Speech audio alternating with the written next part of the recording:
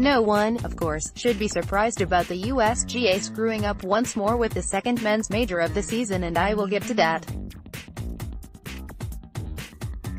It's Mickelson, though, who is going to get my first volley of criticism as the dust settles on the 118th US Open at Shinnecock Hills on Long Island.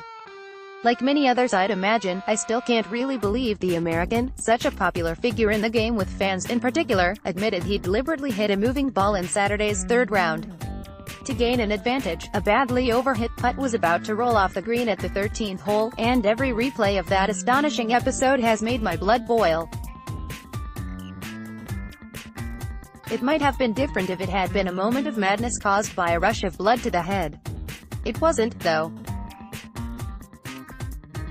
Mickelson knew exactly what he was doing and actually revealed it had been something he'd been on the verge of carrying out in the past. His breach of Rule 14-5 incurred a two-shot penalty, yet can anyone seriously disagree that disqualification can be the only punishment for what Mickelson did? Rule 1-2 offers that option for a serious breach, and this sorry affair was most certainly that. That Mickelson himself didn't offer to withdraw was a disgrace, and his behavior in the final round, raising his arms in mock triumph after holing a putt on the 13th green on this occasion, was one of the most disgusting acts the game has ever witnessed. Unlike many, I was prepared to give Mickelson the benefit of doubt, and I really wish I hadn't now, when he chose a packed press conference to publicly slaughter his captain, Tom Watson, after the U.S. lost the 2014 Ryder Cup at Glen Eagles, but this really is a step too far.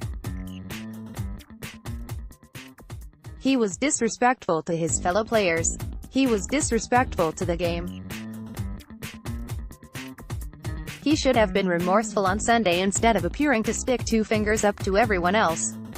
He behaved as though he didn't care what anyone else thinks, and that really is unacceptable.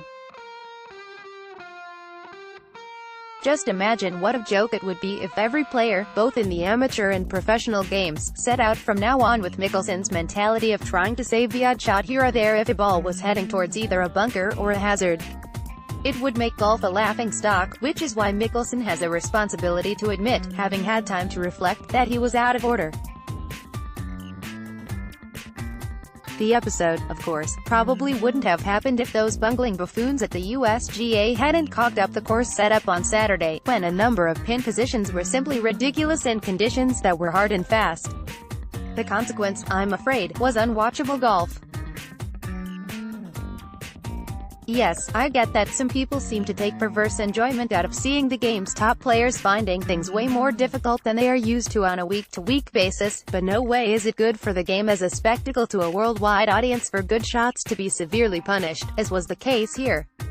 In getting it badly wrong, the USGA effectively ruined this event because, inevitably on the back of being heavily criticized, the proposed setup for Sunday's final round was altered to allow for scoring to be a lot easier, and, overall, it simply wasn't a satisfactory job by Mike Davis and his team for a tournament of this stature.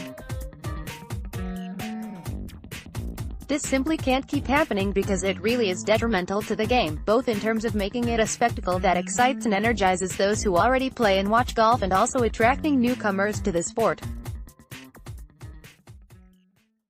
The World Cup in Russia is a stage for the world's top footballers to show off their skills to a global audience, and Cristiano Ronaldo, in particular, wasted no time grabbing that opportunity. Yet, the day after he lit up that stage with a hat-trick against Spain, his counterparts in the golfing world were being made to look foolish due to someone being incompetent.